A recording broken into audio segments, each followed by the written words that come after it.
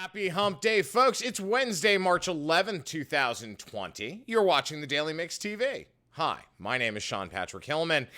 Panic over the coronavirus outbreak continues as countries across the globe grapple with everything from hand sanitizer and toilet paper shortages to economic declines and political uncertainty.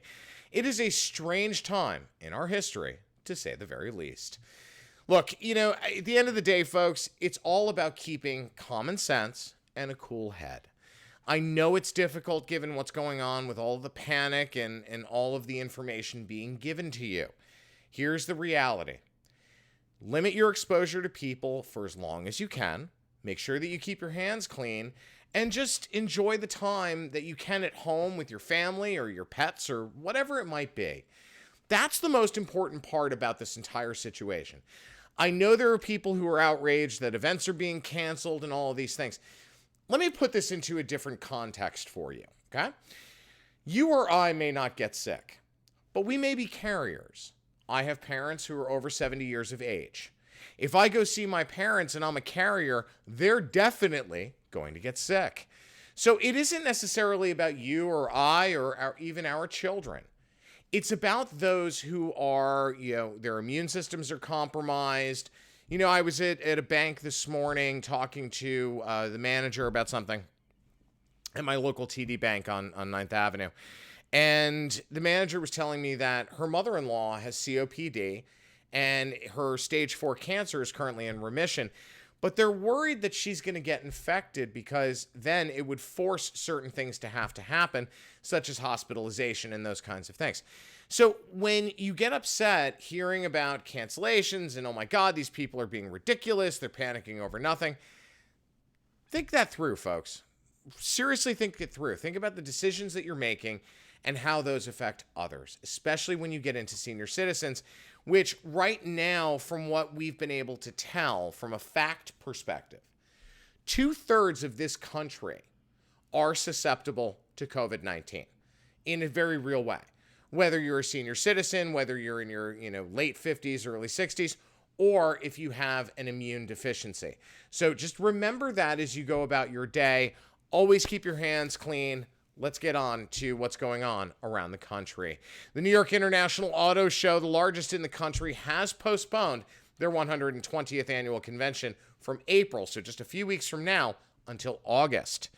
New York Governor Andrew Cuomo has deployed the National Guard to lock down a 1-mile containment zone around New Rochelle, which is a suburb of New York City. New Rochelle currently presents the largest concentration of coronavirus-infected citizens in the state of New York. More universities are cutting in-person classes from the schedule in favor of online courses and streaming seminars. In the wake of increased positive test results, universities and colleges are shutting down for days, sometimes weeks, at a clip, just to ensure that their student and faculty populations are safe. Rather than canceling classes altogether, many universities are taking advantage of their online backbone to continue teaching their students online. Connecticut, Missouri, Washington, D.C., and Vermont have all reported their first coronavirus cases, which means that it is now spread to over 2/3 of our nation's states, including the capital. The Dow is down just under 5% at the noon hour after a stellar closing yesterday, up over 1,000 points. Folks, do not panic. This is going to be a roller coaster ride for the foreseeable future. Every piece of news that comes out on one day is going to drive the market down. Every piece of positive news the following day is going to drive the market up.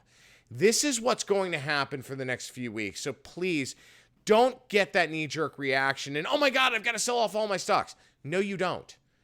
Keep a cool head. Use common sense, okay? Now, a cruise ship containing 3,500 passengers and crew docked in Oakland on Monday. Those aboard the Grand Princess will be brought to a U.S. military facility where they will face an additional 14-day quarantine. At least 21 people on board have tested positive for the virus. New York, Washington, California, Utah, Florida, Maryland, North Carolina, and Oregon are among the states that have declared states of emergency. The number of coronavirus cases in New York has risen to over 170, hosting the largest concentration of infected in the United States. Now, somebody sent me an email yesterday, thedailymixtv@gmail.com, asking, why does a state declare a state of emergency if they've only got a few infected or, maybe they've had one death from coronavirus? Folks, it's actually very simple. I'm going to use Ohio as an example. I was on the phone with my buddy Rob Spademan yesterday, who's a former client of mine. He also is the former VP of admissions and marketing for Cleveland State University. So I was on the phone with him, and he said, I don't understand why we declared a state of emergency yesterday. We only have a few infected. Well, it's actually very simple. You have to look at the long view in politics, okay? So the governor of the state of Ohio declares a state of emergency in order to be able to access emergency federal funds. Those funds can be used to help offset costs related to coronavirus, to help people get testing, to be able to free up resources via law enforcement or medical enforcement, those kinds of things. So when states declare a state of emergency, that doesn't necessarily mean it's about right this second. It could be about tomorrow. So long as that declaration meets some criteria that the Fed has set, then that state gets access to additional funding that they may very well need.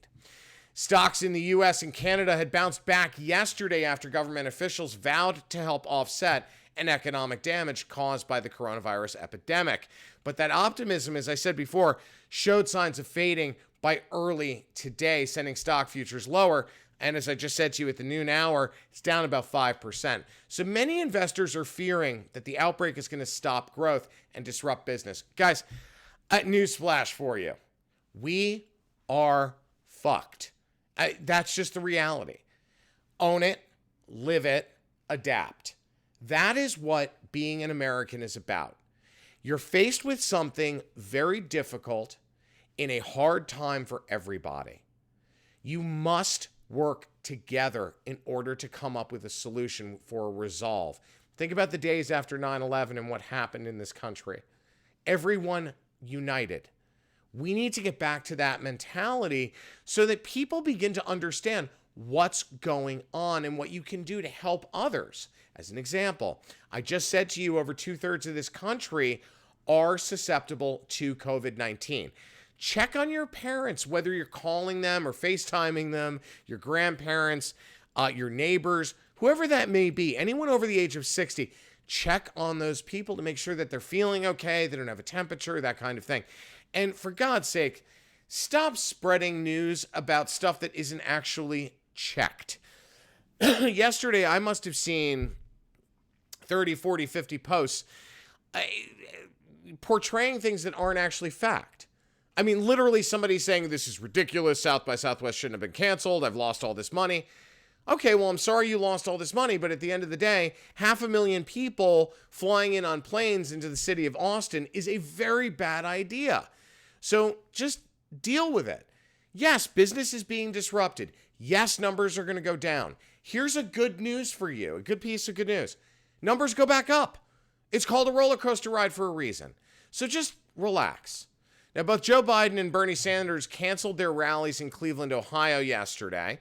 The United Nations has all but shuttered its New York headquarters, with no general public being allowed on premises and staff being cut to skeleton levels as workers are told to telecommute. New York City Council Speaker Corey Johnson postponed his State of the City address in front of people. I got to tell you guys, Corey really knows how to balance being a politician with being a human being. And that's not, believe it or not, that's more rare than you think.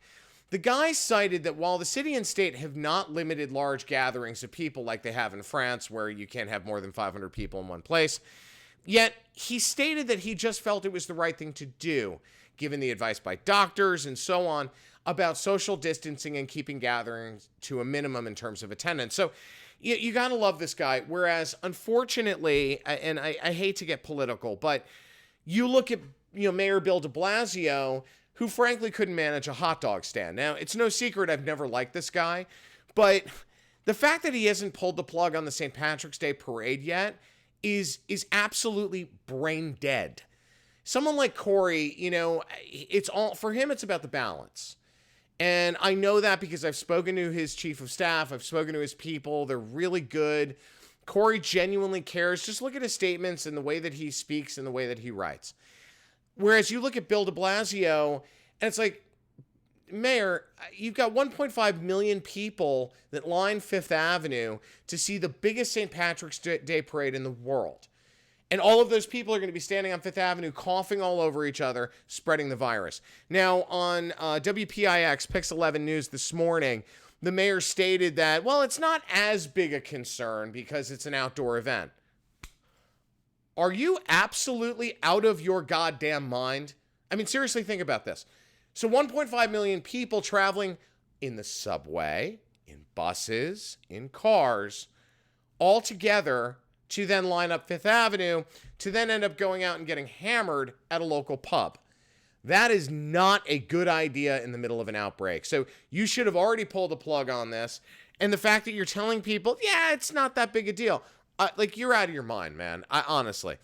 Other updates include Germany's Chancellor Angela Merkel announcing this morning that it is highly likely that over 70% of her country will become infected with COVID-19 based on medical experts' warnings. Currently, over 1,200 people in Germany have tested positive for the virus. Now, let's add a little levity to this. The other day, somebody posted this on a forum I'm part of on Facebook, and honestly, from a business and marketing perspective, I hope this is real. This is allegedly from a Jared store in Las Vegas.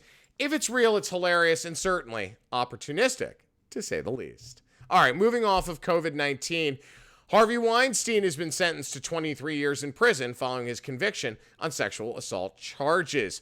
That sentence came down this morning after, Lord knows, everything that has gone on with this trial has just been absolutely insane. Joe Biden has bested Bernie Sanders to take out Midwestern bellwether Michigan, as well as the presidential primaries of Missouri, Mississippi, and Idaho. Now, 6 states were holding Democratic primaries yesterday, to be followed in the coming weeks by Ohio, Illinois, and Wisconsin. Biden is leading in allocated delegates to the DNC in July. He's at 670, whereas Sanders is at 574.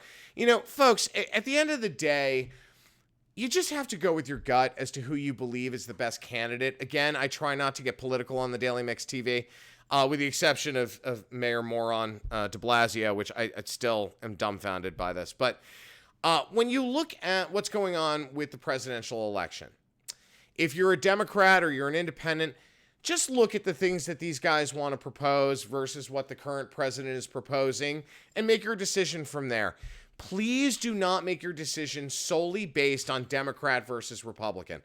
That never works out well for anyone. And at the end of the day, we've got to make sure that this election, this particular election, is done the right way. Stop voting party, vote person. So in the primaries, if it's Biden versus Sanders and you firmly believe that Bernie Sanders is the right candidate, then go vote for that person in the primaries. If you believe it's Biden, same thing. When it comes to November, don't vote blue versus red. Vote Trump versus whether it's Biden or Sanders. It's likely going to be Biden, but only time will tell. PepsiCo is nearing a deal to buy Rockstar Energy beverages for $3.85 billion, according to people familiar with the situation. This is a move that would expand the beverage giants' presence in the fast-growing energy drink category. So it is fast-growing in that there are a lot of brands that keep coming out and launching new flavor profiles and things like that. You know, the energy drink craze really did plateau when you look at what's going on with Red Bull, Monster, and so on. But overall, it's just not a healthy category. So it's interesting to see an acquisition of this size, given Rockstar's current portfolio. I'm going to be interested to see what Pepsi does with this brand. Schnucks is getting out of the pharmacy business via a new deal with CVS Health. CVS will be acquiring 110 pharmacies from Schnucks, rebranding and operating 99 of them as CVS Pharmacy within Schnucks grocery stores. The remaining 11 pharmacies will see their prescriptions files transferred to nearby CVS Pharmacy locations. Look, CVS is no stranger to operating its pharmacies with another retailer's box. So you've got CVS Health owns and operates all of the pharmacies within Target's stores. A lot of you didn't know that, I bet. Sorry, I have a scratch in my throat. Don't worry, I don't have coronavirus. CVS and Schnucks position the deal as a strategic move to help bring together the established Midwestern grocer and CVS's very, very robust pharmacy services and clinical expertise. The companies also highlighted their alignment on not selling tobacco products. So you might recall CVS stopped selling tobacco back in 2014, which was completely unheard of at that time. Schnucks stopped selling the category at the beginning of this year. So in grocery, they're the first to the punch. CVS was the first to the punch in chain drug and convenience retail. Once this deal is completed, Schnucks customers will have access to CVS's pharmacy's various patient care programs, including health management opportunities, the CVS Pharmacy app, and medication management via CVS Pharmacy Script Path Prescription Schedule. CVS said that it would post all pharmacist and pharmacy technician position and interview all of Schnucks employees who apply. So they want to hire from within. They need to go through the interview process as per CVS's mandate. Changes will roll out over the course of the next several months following the completion of this transaction, which is expected to close at the end of the second quarter. Flavors inspired by warmer temperatures are bringing LaCroix's flavor lineup up to date. Fort Lauderdale-based company announced the launch of 2 naturally essenced flavors of its beverages, limoncello and pastèque. Hitting shelves this spring, limoncello aims to transport consumers to the Italian Riviera, while pastèque channels the flavor of sweet watermelon, according to the company. You know, flavor profile programming for seasonal transaction can be incredibly lucrative if you plan your operations properly. So I have no doubt that LaCroix has figured this out. I'm looking forward to trying limoncello. I'm not a big fan of this brand, but I am a fan of the flavors that they're launching. So given that, I will try it out. That's the point in doing flavor programming of this type. You want to be able to grow your audience based on those flavors and based on current market trends. So it's going to be interesting to see how they taste. I'll let you know. One last thing. So on Monday, I received a message, a sweet talk message from our friends at Cinnabon. Apparently, I'm going to be getting a package shortly, and they asked for certain sizes of my body. So I'm going to be interested to see what this is about. I'll report back to you, but it just goes back to my point about how social media management, community management, is so incredibly important right now. And I don't mean just, being creative about your posts or coming up with interesting platforms like Cinnabon Sweet Talk. Yes, that unto itself is a really good platform, and they follow through it in detail, and they do it very well. Where they truly excel is in that notion, that one word, management. Because they communicate with their regular posters with frequency. They keep enticing people to come back to the conversation one-on-one as opposed to en masse. So when you've got a brand that's doing that, they're the best in class. Congratulations, Cinnabon. Thank you, guys. I can't wait to see what you're sending me. I'm excited. I'm looking forward to it. You know how much of a fan of the brand I am. After all, life needs frosting. My name is Sean Patrick Hillman. I'm the editor-in-chief of the Daily Mix TV. Thanks for watching, guys. If you have any questions, comments, or story ideas, please email thedailymixtv@gmail.com. Remember, wash your hands with hot water and soap. We'll see you tomorrow on Thursday.